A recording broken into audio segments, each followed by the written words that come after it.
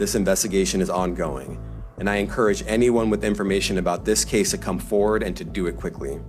U.S. Attorney, what you want you want the best attorneys you can have in there, and it really, I know you want to, like we said, appearances matter, but you want to win this case, and you need, like you said, it's harder for them. When Cassie Ventura walked into that courtroom, it was as if the air itself changed. The silence wasn't just quiet, it was heavy, electric.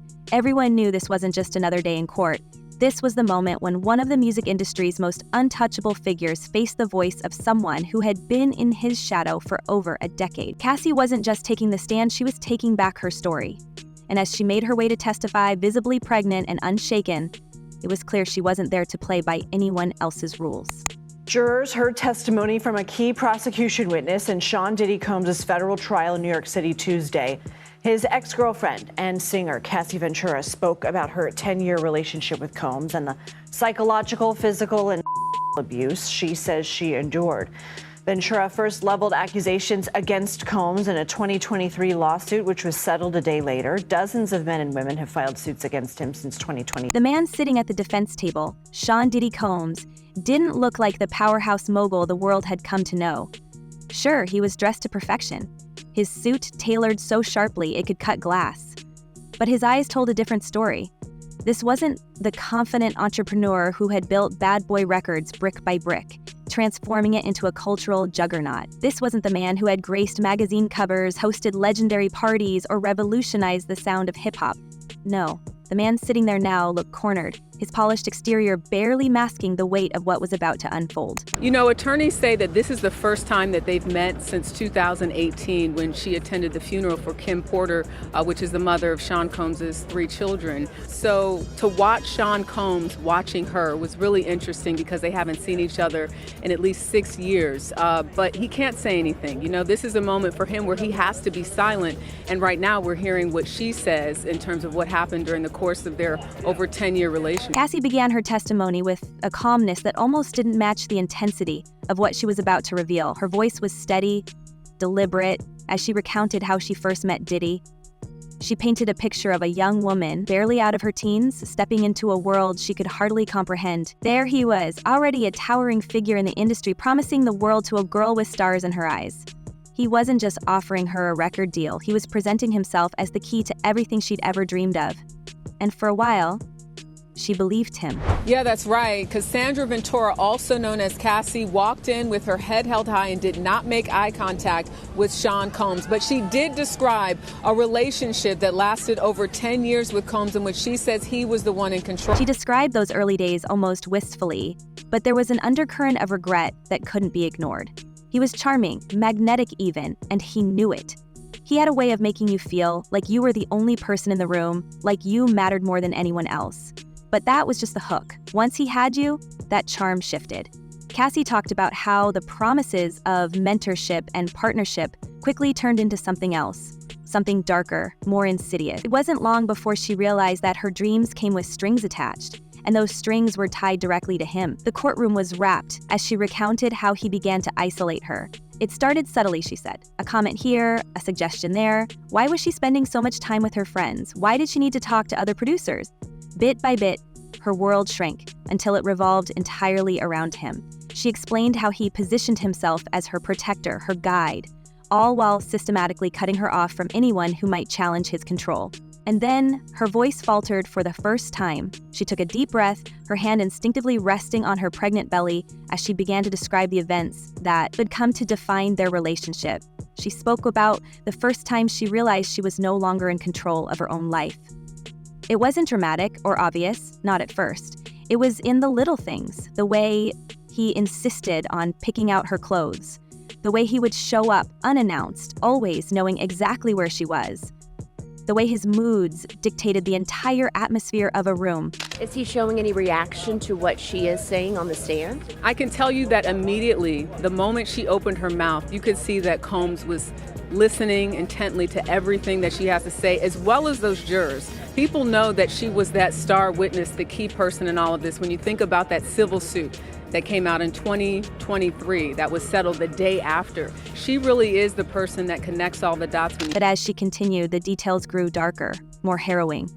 She described how his need for control extended far beyond their personal relationship and into every aspect of her life. He wasn't just her boyfriend. He was her manager, her producer, her entire career. According to Cassie, he used that power to keep her in line, reminding her constantly that without him, she was nothing. And for a long time, she believed it. A window into Cassie's side of the story.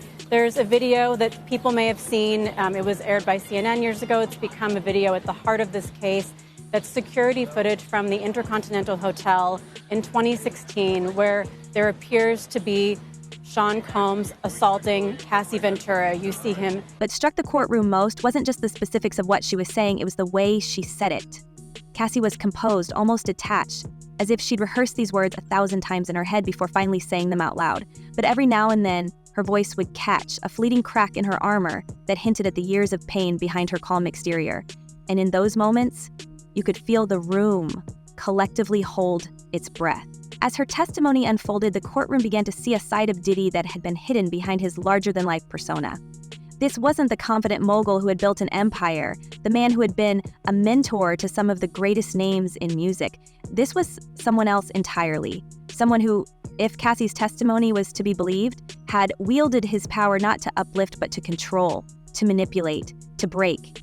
And again, just to reiterate what is a freak-off, the freak-off essentially was something that Cassie said she learned about through Sean Combs about a year into their relationship. He described it as voyeurism, wanting to watch her have sex with someone else. And she said that she did it because she was 22, 21, she was young, she didn't know any better, and that she wanted to please Sean Combs. What made it all the more devastating was the evidence she brought with her. Cassie wasn't just telling her story. She was proving it. Emails, text messages, photos, all carefully preserved, all painting a picture that was impossible to ignore. One message in particular sent a ripple through the courtroom. It was from Diddy, sent after one of their many arguments. In it, he apologized, promising to change, to do better. But as Cassie pointed out, those promises were always short-lived. The cycle would repeat itself again and again, each time leaving her a little more broken, a little more lost. Talking about her experience in that video, how she had a big movie premiere that was coming up, and what had happened was they were engaged in a freak-off that she didn't really want to be a part of, and Combs had punched her. She knew she had a black eye. She felt she had to get out of there, so she waited for a moment when he was occupied. She said he may have been on the phone, in the shower. And then there were the photos. Grainy, taken in the dim light of a hotel bathroom, they showed bruises on her arms, marks on her neck, evidence of moments she had tried so hard to forget. As the images were displayed on the courtroom screen, the atmosphere shifted. Jurors who had been stoic up until this point began to shift uncomfortably in their seats. One woman visibly wiped away a tear. Another man stared at the floor, unable to look at the images. And through it all, Diddy sat there, his face a mask of controlled emotion, his hands clenched tightly on the table in front of him. But the most shocking moment came when Cassie described the lengths she had gone to in order to protect herself. She revealed that she had started recording conversations, saving messages, documenting everything, just in case she ever needed to prove what had really happened. It was a move born out of desperation, a way to hold on to some semblance of power in a situation where she felt completely powerless. And now, those recordings were about to become the cornerstone of the prosecution's case. In her civil lawsuit, Cassie said that she was the victim of abuse, assault, and at the hands of Diddy. By the time Cassie stepped down from the stand, the courtroom was left reeling. This wasn't just a story about a toxic relationship, it was a story about power, control, and the lengths one man allegedly went to maintain both. But as devastating as her testimony was, it was clear that this was only the beginning. The prosecution had more witnesses, more evidence, more revelations waiting in the wings. And as the day came to an end, one question lingered in the air. How much more was there to uncover? And just when it seemed like the courtroom couldn't possibly handle more, the next layer unraveled. One that revealed just how deep, how tangled, and how calculated this entire web truly was. Because while Cassie's testimony had already exposed Diddy's alleged obsession with control, it was what came next that painted the full picture of just how far-reaching that control may have been. We're talking about a system, a network, a machine built not just to protect his image, but to keep the truth buried under layers of fear, loyalty, and silence. I suppose it could be coincidence. I don't think it's coincidence, and especially given the nature of the case. Yes. Because when you look at who is examining these various witnesses, especially female alleged victims, of which there will be 4. You see, it wasn't just Cassie who had stories to tell. Enter the witnesses, former employees, industry insiders, and even a few names that had once been whispers in the shadows now stood ready to confirm what Cassie had started. One by one, they were called to the stand, and let us tell you, their accounts were like gasoline on an already raging fire. These weren't just random anecdotes or vague recollections. These were first-hand accounts of a world that sounded less like the glamorous music industry and more like something out of a psychological thriller. Take, for instance, the testimony of a former bodyguard, a man who had worked for Diddy during some of the most turbulent years of his career. He described his job in terms that made the courtroom shiver. His role, he said, wasn't just to protect Diddy from external threats, it was to ensure that nothing and no one disrupted the image. He spoke of nights spent standing outside locked doors, pretending not to hear the shouting, the crashing, the chaos within. He detailed how employees were instructed to keep their heads down, to never question what they saw, and to always sign the agreements that ensured their silence. At the end of the day, just to tell the truth, so hopefully we can get down to the bottom of this.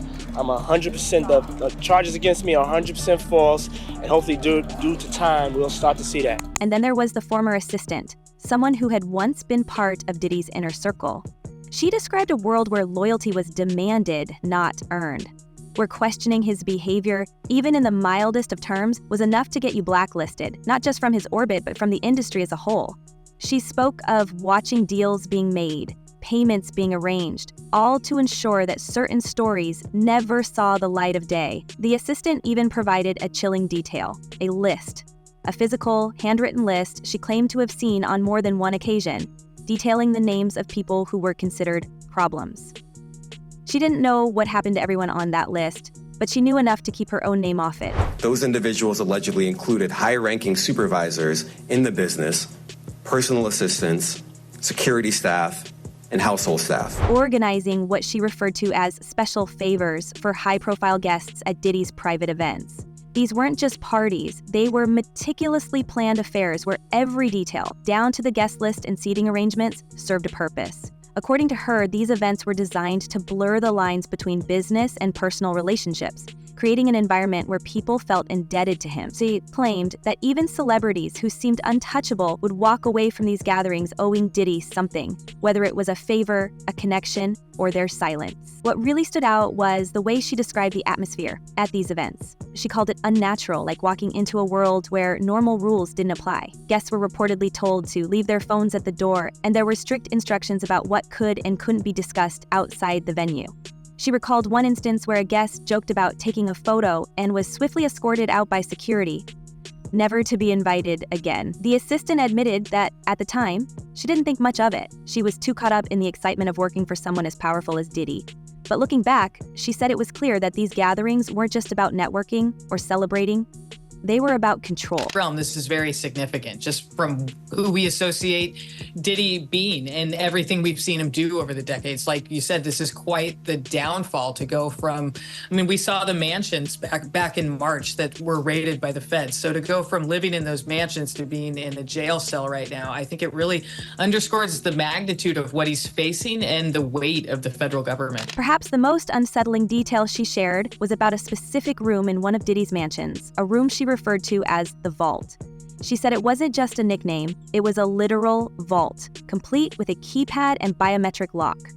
According to the assistant, only a handful of people were allowed access, and what was kept inside was a mystery to most. She describes seeing employees enter the room with files, hard drives, and even small safes, only to emerge hours later looking visibly shaken. When asked if she ever went inside, the assistant shook her head and said, "I didn't want to. Whatever was in there, it wasn't meant for people like me to see." But perhaps the most damning testimony came from someone completely unexpected, a former artist signed to Diddy's label. This wasn't just anyone, this was someone who had once been a rising star, someone whose career had been full of promise until, as they described it, they got too close to the truth. Their story was one of opportunity turned nightmare. They spoke of being invited to events that on the surface seemed like networking opportunities, but quickly revealed themselves to be something far more disturbing. They described moments where they felt trapped, unable to leave, afraid of the consequences if they did. And here's where it gets even more insidious. These witnesses didn't just talk about what happened behind closed doors. They also spoke about the aftermath, the cover-ups, the payoffs, the way Diddy's team allegedly worked tirelessly to ensure that nothing ever reached the public. One former employee detailed how they were instructed to collect and destroy any potential evidence, photos, recordings, even personal belongings that might connect Diddy to certain individuals or events. And if someone refused to cooperate, well, let's just say their careers had a way of mysteriously stalling out. Hey, real quickly, all that commissary stuff, he's not getting any of that because people in the shoe have an abbreviated list. So he's out of luck. No stake for him. Yeah, he is on watch. This guy thought he would have went home. All of a sudden, he didn't get bond. Remember, the first night that he was there, the courtroom was captivated, horrified, and at times visibly shaken as these accounts unfolded. Jurors who had started the trial with neutral expressions now looked visibly uncomfortable. Some glanced at Diddy, others avoided eye contact altogether, and as for Diddy himself, the man who had always seemed unflappable now looked anything but. His legal team was scrambling, objecting at every turn, but the damage was done. The narrative was spiraling out of their control, and there was no stopping it. I think it's to be expected, just the shock of this and the questions about what is ahead of us. I mean, how long is he going to be in custody? Is this an R. Kelly situation? Is he going to not get out for a number of years? Is he going to end up serving a long-term prison sentence from this? Or does he have a chance of beating these charges at a trial that could come, within the next 2 years? What made this all the more surreal was the sheer scale of it. This wasn't just one or two people coming forward. This was an avalanche. And with every new testimony, Diddy's empire seemed to crumble a little more. The image he had spent decades building, the philanthropist, the mogul, the ultimate success story, was being dismantled piece by piece. And the world was watching. And then, as if the courtroom drama wasn't enough, the media frenzy outside was reaching a fever pitch. Reporters were dissecting every word, every revelation, every reaction. Social media was ablaze with hashtags trending hourly as new details emerged. Fans were divided, with some expressing shock and disbelief while others doubled down in their support, convinced that this was all a coordinated attack to bring down a powerful man. But inside that courtroom, the focus remained razor sharp. And just when it seemed like the day couldn't get any more intense, the prosecution dropped yet another bombshell. They announced that they had secured additional evidence that they claimed would leave no room for doubt about the extent of Diddy's alleged actions. The specifics were kept under wraps, but the implication was clear. This trial was far from over, and the revelations were only just beginning. It's a question of that, but when you read through the indictment, it's pretty clear who could be indicted as a co-conspirator. Right now, there are people in the indictment who would be considered unnamed co-conspirators, but clearly have played a role in this conspiracy. And I think prosecutors have some big leverage on them because they're hoping that they testify against Diddy as prosecution witnesses. So now the question isn't just about what happened, it's about what happens next. How deep does this go? How many more people will come forward? And perhaps most importantly, what will it take for the full truth to finally come to light? Let us know what you think down below, and we'll see you in the next one.